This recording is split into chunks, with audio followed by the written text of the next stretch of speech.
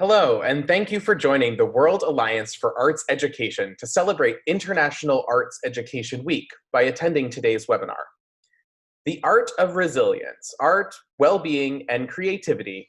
On behalf of the World Alliance for Arts Education, we thank you again for attending this webinar, and we hope to see you online throughout the rest of International Arts Education Week. Now, please welcome our speaker and host of today's webinar, Inés Sanguinetti and her team from Crear Vale la Pena in Argentina. I'm Inés Sanguinetti, as Jeff said. I'm a Latin American working from Buenos Aires, Argentina. I'm going to say something really obvious, that English is not my mother language, and share with you this difficulty, because when you are speaking in a language that is not yours, emotions and ideas, some sort of don't connect so easily. So if you find some kind of delay in my doing, is just that, no? And another thing that I don't want to take for granted is that this is incredible, not talking to people coming from so different parts of the world. But I'm not looking at you. I do not know who you are. If I give a conference anywhere with international people, of course, I'm asking myself, who are they? And I do not know, but at least I know that they are all there, I mean, in a shared space. So I thought that we don't have now unity of space, and we don't have a unity of time, because there are some people listening and watching perhaps from in different times. And I thought that could be a good inspiration to think of our unity of action as something to be shared. So what is our unity of action? We are people interested in arts and education. So welcome to the encounter that I assume is gathering passionate arts educators from all over the world, and this is exactly what we strongly need to do, getting together in order to share our practices to strengthen cultural and educational innovative processes. It is a joy to be able to tell you we are carrying out in Argentina a project on art, creativity, and well-being that's called Creative Environments. What I'm about to tell you is the result of a long journey. I'm an old ballerina. I have made this journey from the contemporary dance in Argentina and Europe to the world of art for social transformation, also in Argentina and in Latin America, and from there towards this project of art in public schools that in a way synthesizes this journey of life. Why do I say this? Creative environments is the discovery of teaching arts in intermediate spaces. So it is the discovery not only of teaching arts, but of what is intermediate spaces. I've been discovering these new spaces in between the old spaces.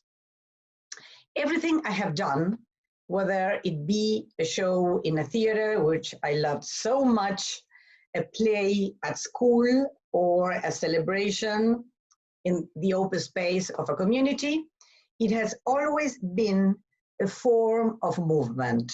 I repeat, I'm a dancer. And this form of movement is the movement and the organization of emotions. For what? Towards a transcendent sense of human experience.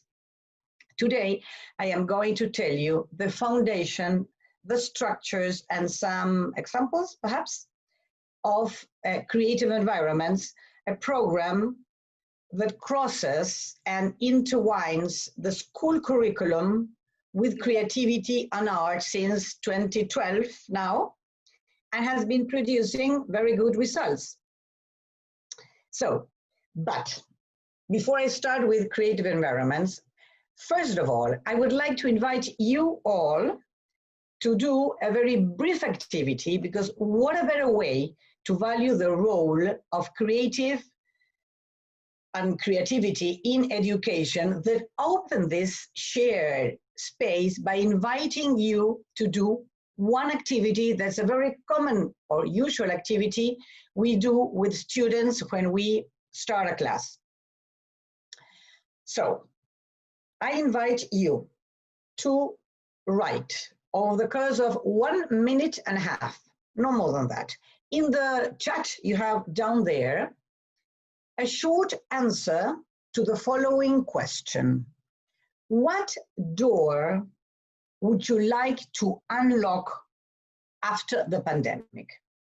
So what door, you can start writing, what door would you like to unlock after the pandemic? And this could be a door within your own body, a door within near relationships, could be family, could be work, could be friends, a door in your community, your city, your region, or the world. So again, what door would you like to unlock after the pandemic? You have a magic key to do this. So you write, and when you end the writing, please name your city. Write the name of your city. We give 10 more seconds to let participants to write a short sentence on answering what door would you like to unlock after pandemic.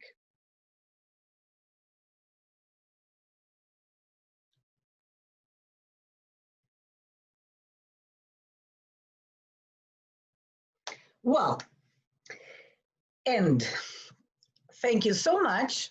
And by the end of this presentation, we will come back to this activity. Now we go to creative environments. This that you're reading is the starting point. The arts at the heart of new learning. Creative Environments program is already 8 years old, and its birth was inspired by observing the strength of the artistic workshops within the community of our community cultural centers in Crear Vale la Pena, in the outskirts of Buenos Aires. These community cultural centers were placed in very vulnerable communities, and also observing how these informal structures of culture and education helped change the life of thousands of young people. Our task was to elaborate these practices and systematize them and organize them as a training practice for teachers, formal teachers in formal schools, and artists, preferable community artists. It's a short capacity building process. It could take perhaps 1 month, and that's it. To what problems is our creativity, playful didactics trying to give answers to? On the one hand, something very, very mainly important for us, and think for a dancer, to the absence of body and emotion in education. Our world today is marked by divisions, not only this one. So, say, the separation of mind and body, form and content, reason and emotion, school and community, youth and adults, nature and culture, science and art, rich and poor, foreigners, locals. O sea, to speak about integrality, I want to drop now a sentence that was not said by a philosopher, but by a dancer, which I admire so much. Iris Kakeri, a very main dancer in Argentina. She's dead now. And Iris, speaking about integrality, she said, speaking about the way she dances and the engine for dancing, she said, when a movement is the beginning of an idea, I cannot longer stop dancing. No? This is the great Iris, so inspiring. And I bring this image of a body that when it starts moving, unfolds an idea, because perhaps one of the most essential challenges for education in our century, and no doubt the one that we consider when we develop the Creative Environments program as the most important, is to unite what we have been separating for so long in so many areas. That's why our program focuses on permanently bringing body and emotions into play. So this is the core issue, the center thing. Also, on the other hand, through recreational activities, we can also respond to problems related to inequality, violence, and discrimination lived in the communities. I'm speaking from Argentina, which half of the population is poor. I'm speaking from Latin America, the same, no? But I'm not speaking only about Latin America. We are children of the second industrial revolution, defined since the 50s by consumption, mass communication, hyper individualism. In this time also, the theories of social welfare have been degraded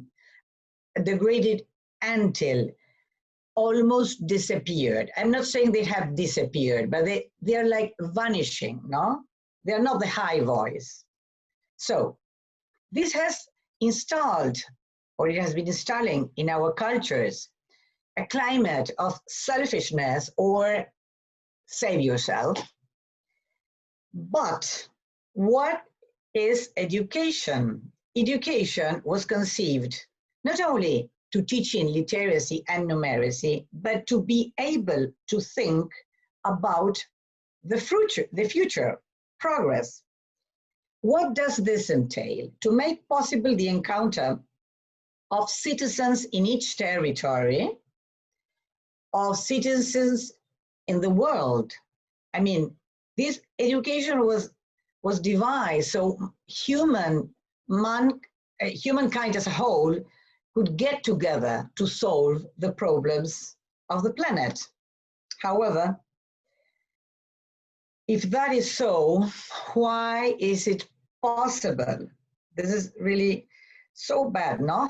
How is it possible that this extraordinary inequality, the 1% of the world population is owing more than 50% of the wealth? And this is persisting in our planet. I could say perhaps increasing. We live in a time where each other, as never before, is isolated within his or her body and his or her psyche.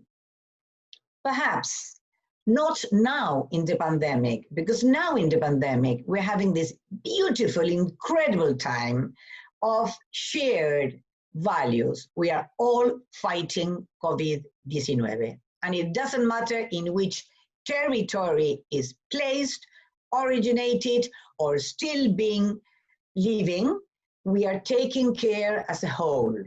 So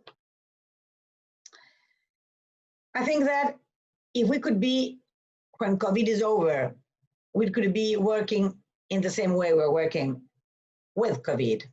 We're not going to be so vulnerable or almost unrestricted vulnerable to the powers of the system creating meaning. It's not ourselves creating meaning outside, but out of what we dream, plan, or create. It's the media creating meaning, it's the social networks creating meaning, it's the market creating meaning, and sometimes small groups deciding for all beyond the participation of citizens and even states.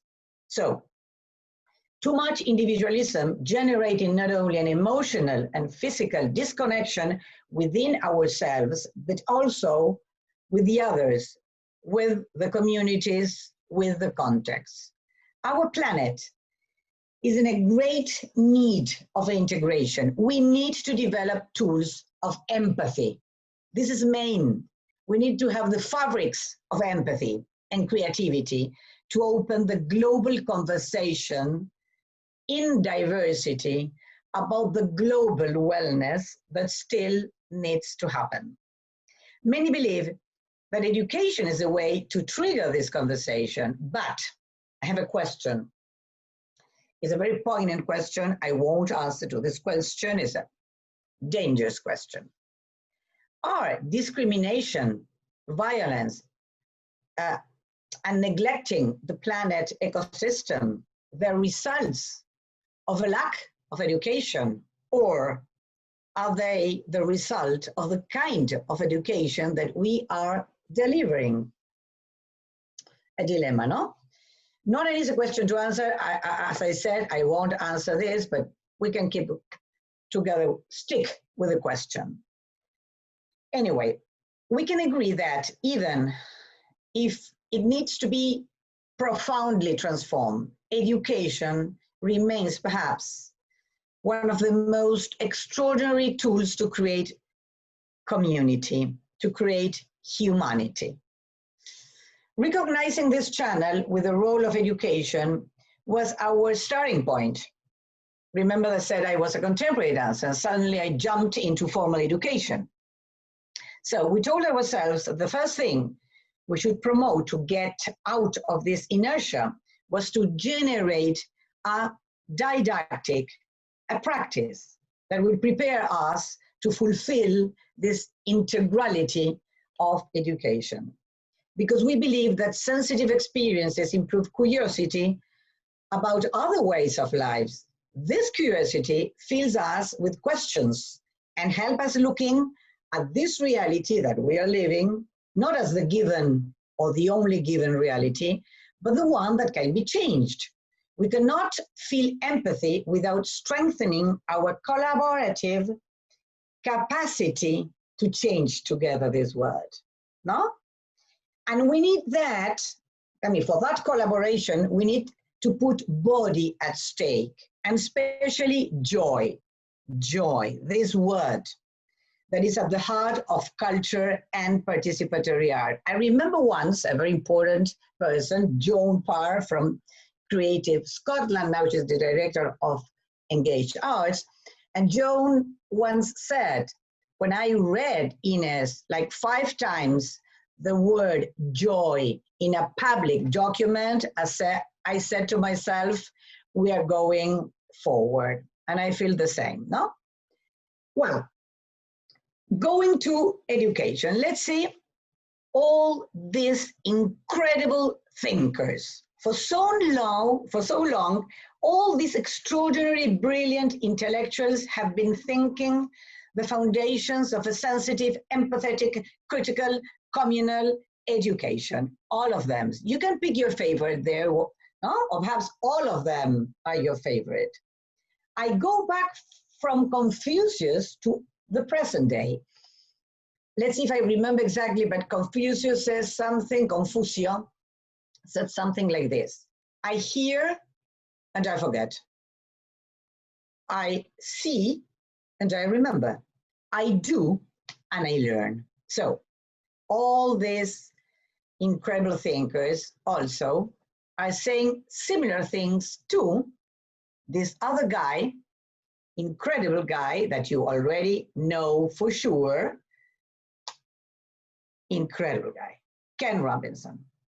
More than 50 years ago already, this great communicator of educational renewal said, school kills creativity. And it is, I think it is up to today, the most watched TED Talk in the world. But it is not only this great Ken Robinson, it's the important philosophers that have been advising UNESCO. We can see that these 4 simple states by Jacques Delors, so early, learning to be, learning to know, learning to do, learning to be, to live together. And this was 1994. After that, UNESCO, to reinforce the sense or the pathway for education, committed this other incredible philosopher of complexity, Edgar Morin. And Edgar Morin wrote 7 complex lessons in the education for the future. And he spoke so brilliantly on uncertainty, on complexity, on ethics, aesthetics, and education altogether, of being responsible for the planet, of educating in mankind. But the question is, how is possible that most educational systems around the world, I mean the formal ones, ignore all these transformative impulses up to today? So our response is this that you are watching. Our response is not writing another book or making an overwhelming communication, but to focalize on the doing. Our starting point is a practice. And I will be speaking in the next slides on these intermediate spaces, these in-between things. So we're going to be rolling to several in-betweens. The first in-between is artists and teachers and grassroots organizations. No? This is our driving principle, because we put together them in our methodology, in our didactic, and then they are a team working together both in school and community. And we go to this second in between, that school and community. In a classroom, enrich it with the didactics based on Jacques Delors' learning to be, the quality of education increases a lot, and the motivation towards disciplines improves together with the emotional climate in the class. That's true. But I want to say, in Argentina, 50% of the youngsters are outside school. So in creative environments, we design activities to foster learning and coexistence of schooled and non-schooled students. And we carry out activities that involve teachers, students, and actors from the community. And we go to the third in-between thing, that is, let's go to this, artistic languages, you see, and school disciplines. The role of play, creativity, and art is not like calling a dancer to dance in the classroom or a musician to play there, which would be great, really.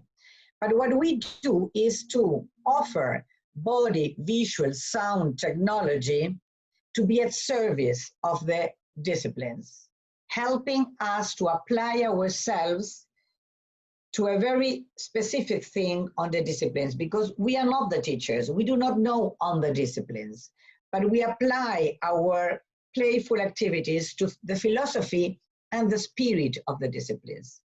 So my proposals, Crear Vale la Pena proposal, is to create an ideal condition by bringing playful and creative dynamics as a preparation for teaching the different disciplines. And then using these dynamics to create in the group a system of social participation needed for the effective learning. So we go now to the fourth in-between thing. Skills and knowledge. The results is a curricula at service, not only of the knowledge, but also of the abilities that are so important. I mean, a formal education recognizes abilities as important, such as communication, teamwork, problem solving, listening, empathy, peer teaching, capacity. Basically, the central thing is in creativity, on the way we interpret creativity, is integrate the doing, the feeling, and the thinking. And we go to the fifth in between. This is a very complex in between. What's this? As we need to have the possibility of formal teachers working together with artists, community artists, and also social workers, we need the support of institutions. But institutions do not get together too much for the interdisciplinary work. So we build consortiums of in-between contacts, no? And we propose to establish some sort of protection with these consortiums that integrate local governments, representatives of the formal education system, social organizations, international corporations, business, little support from business, but some. So these consortiums give a greater assurance of the continuity and sustainability of this project.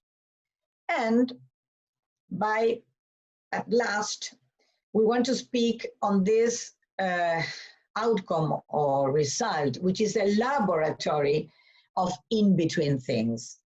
We call our artists of the project, we call them bonding artists. They have the time, you see all those arrows, they have the time to intertwine and go in between the different spaces in which students permanently learn. I mean, school is not the only place in which our young people learn.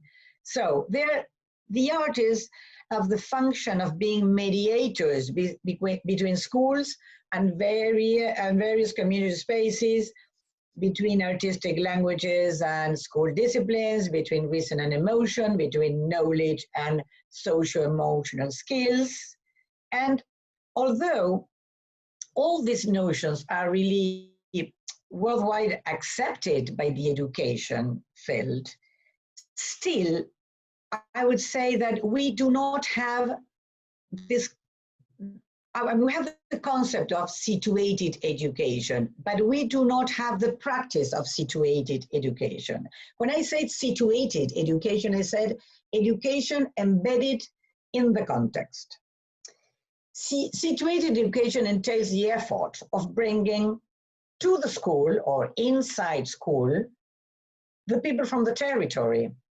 And the territory needs to be there, but also the people from the school, I mean the formal teachers and students, need to be sharing activities and experiences inside the territory. So we bridge that.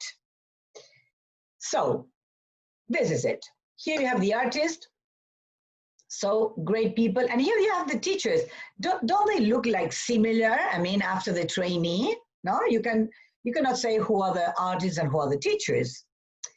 And I'm going to, let's say, be comfortable that this is it. But now I would like to tell you a little bit about the outcomes, about the successes in our project.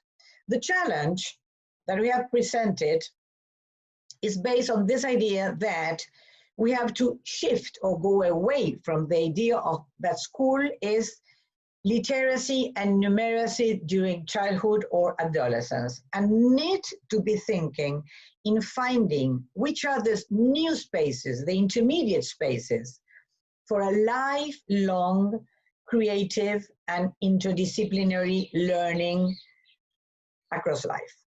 So what we are doing, what is it that it's favoring? No? It favors what mainly?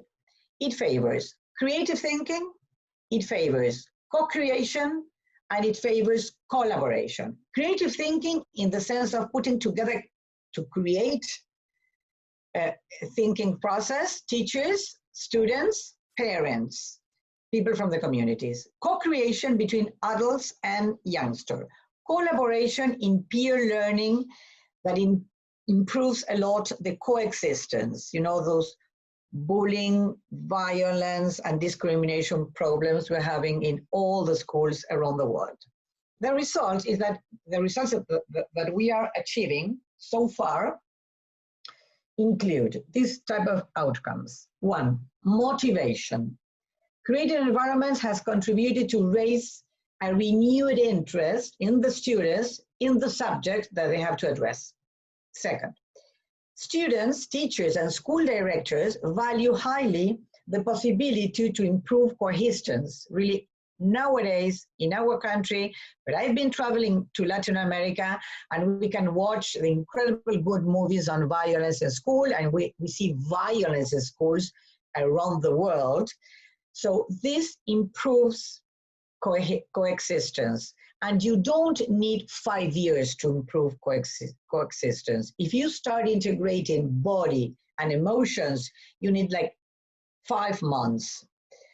For school directors, teachers, and students, the program also generates not only in the classroom, but what we call a good school institutional climate or culture.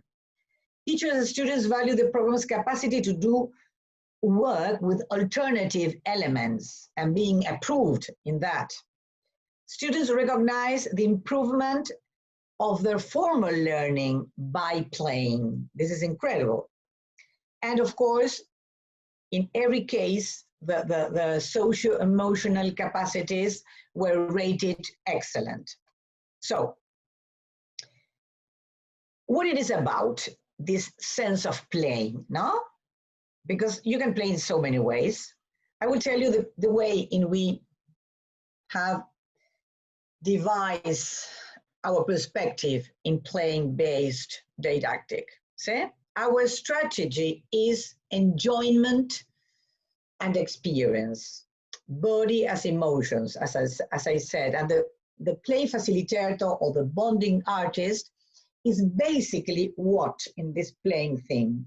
Is a question generator. The first incredible thing is that the artist asks the former teacher, which is the spirit and the philosophy of your discipline? And what would your discipline shout if it need to shout? Or what would your discipline whisper if it need to whisper? So this connection in between games, senses, and ideas is basic. And it is a didactic. It's not a theory. I mean, we have developed a conceptual framework, but it's mainly asking who, what, to whom, when, and how. And also, basically, why and for what is it necessary to learn? If we don't have that clear, and the main contribution of the artist is that, there's no motivation at all. So, bringing art and play across curricula is just a stupid and simple thing, like putting our senses involved in the academic process. I mean, it looks like really stupid, is it? So, what happens, I mean, what is that we can say that because we think in this perspective of playing, what is it that we can change dramatically in the process of teaching and learning? One, instead of anesthesiar the senses, this is a very difficult word in English. It would be like anesthesiating or anesthetizing. I don't know. Anesthesiar is like this. Okay. Before getting operated, you get anesthesia. Instead of anesthesiar the senses in the cognitive act, we stimulate them. Instead of leaving the bodies quiet, silent for hours, we put them in action. Body is an access to knowledge. Instead of putting socialization as an extracurricular activity, let's get to know someone different from your social class or from whatever, we integrate this in the learning process. Instead of fragmenting the spaces, we put them all together. Instead of creating a false separation, problems outside school because they distract us. No, we said, which is your problem? And we start from there.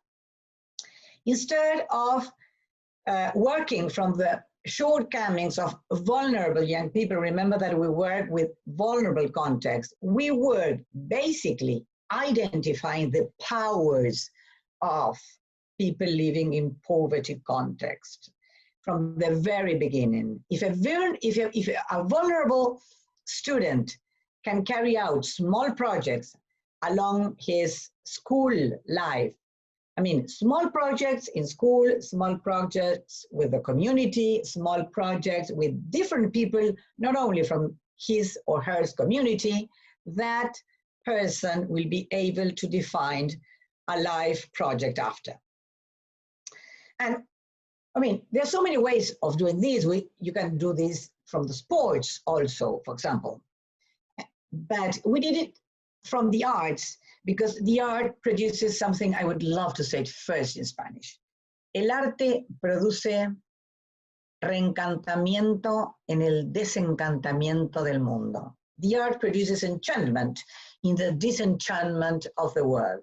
That's why now, more than ever, the world is exchanging poems, musics, therapies, films, no? It brings a permanent process of creation, connection, or connecting different dimensions of human things, nature things, cosmic things. It allows to build a structure as well as to flow in improvisation.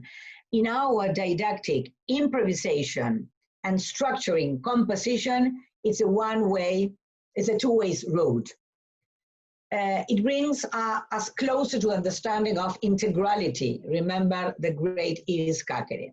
It helps with the organization of emotions because, and mainly this, because creativity, let's speak about creation, creación. Crear es que lo que no es, sea. Creating is giving existence to what before was not there. So this is a great motivation.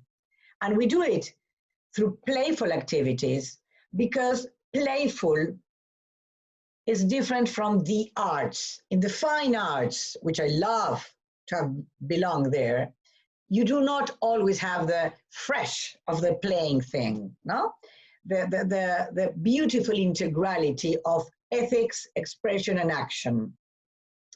The opportunity to exercise models of collective organization. This is very much playing, and not necessarily you find that in the fine arts. Bringing to the consciousness the intrinsic link between emotion and cognition. This is not necessarily in the fine arts. It opens up the spectrum of languages, because you have the body there, you have the plastic world, you have the verbal thing, musical thing, among others. So we come to an end. We see this beautiful result in this picture. This is William, a student we had in creative environments, belonging to a very vulnerable community in the surroundings of Buenos Aires. And we tested how was our program working. And we asked the children, first of all, and the question was, I felt seen, no? So in Crear Vale la Pena, creativity constitutes a very special space of freedom. We are not speaking on playful activities as those activities you do in your free time.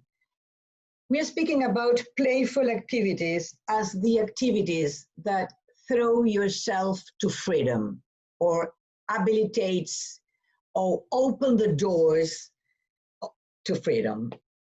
And we have recognized that the condition of freedom includes the recognition of the other saying, I'm watching you, I'm seeing you. So being seen is determinant to one's freedom. So it is in the possibility of being seen that we can create beautiful things, and we can then be moral independent. Individually moral independent, or collectively moral independent. And that's why creativity in itself is a value. I think that it's very dangerous that creativity will be taken care only by artists. The whole mankind needs to take care and nourish creativity, because it seems to be that we are not understanding that we are nourishing freedom. So creativity, like the wind, does not stop at borders, knows nothing about borders. So our creativity needs not to stop in the borders, because we need to dream, we need to plan, and we need to create another possible world. So this was Creative Environments spoke by myself. And as I told you, I'm just a dancer. So now let's hear the rational researchers on creative, I say the rational researchers on creative environment, and you see all those crazy guys over there, no? Those are our beautiful bonding artists. That group is up north in the country, Jujuy, a beautiful, incredible landscape you should learn after pandemia. So, first investigation. The first investigation that we're going to see now in the next slide is the result of the academic research done with the work we did in the city of Buenos Aires together with the Minister of Education. And these three results were basic. We did it also with the San Andres University. These were very beautiful times that I want to remember, because you know that, and perhaps we can go on doing these things, our project was feed out the 20 years of existence of Crear Vale la Pena, but also of the Arts Across the Curriculum project done by Creative Scotland. In Aberdeen, we got to know the University of Aberdeen, and we put in contact the University of Aberdeen together with the University of San Andres, and we both, from such a separate sites in the world, we found it out that motivation, learning, and school coexistence improved in this way. And it was not playing for entertainment. The teachers recognized that this was a new way of teaching and learning. But we still have more researches to share with you. We see them in the second slide of researches. These 6 things you see there, items, are the framework for learning organization proposed by now the National Minister of Education, because our project came from local to be now a national experience, not in every side of the country, of course, only in 3 provinces, Jujuy, Corrientes, and Buenos Aires. And these are the incredible outcomes. Now you see how these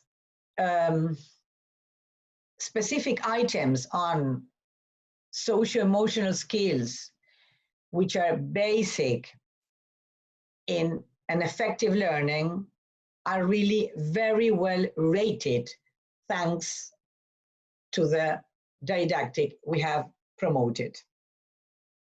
And to finish, let's say something about the numbers we have reached. We're a small project, really, and this is the impact, or this is our beneficiaries. Remember, coming from the formal school, inside school, schooled students and non-school students. I mean, it's a small amount of people, but nevertheless, this dimension let us prove that it worked. This is the important thing. This dimension let us got together with spaces in other parts of the world to find a way of saying, this is not Argentina, this is not Latin America, this is the world. And as you see there, another play that's called Vivir sin miedo, living without fear. Of course, it's absolutely not true, but it's another game we make. So for finishing, we are going to our first game that is not living without fear, but it was the question of which door which we like to unlock after the pandemia. So to finish, we are going to share a collective poem that you did all together, and say that would be the beautiful way of closing.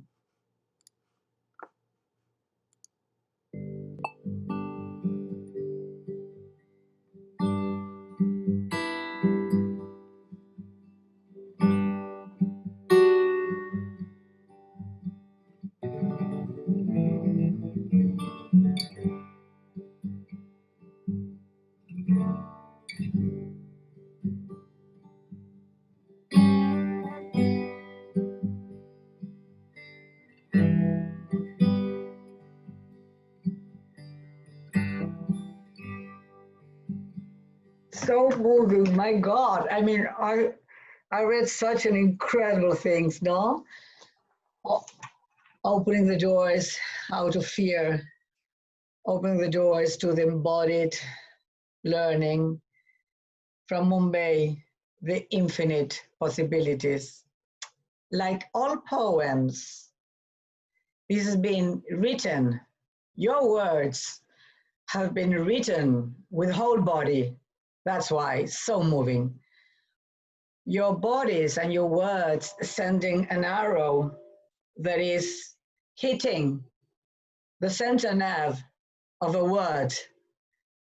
Because that word hitting the center nerve is going to move us towards towards what it's possible to be done, to what it's urgently needed to be done to transform education. And thank you for the music together with the words. This was our musician, Santiago Garate, a bonding artist in creative environments. Now, thank you.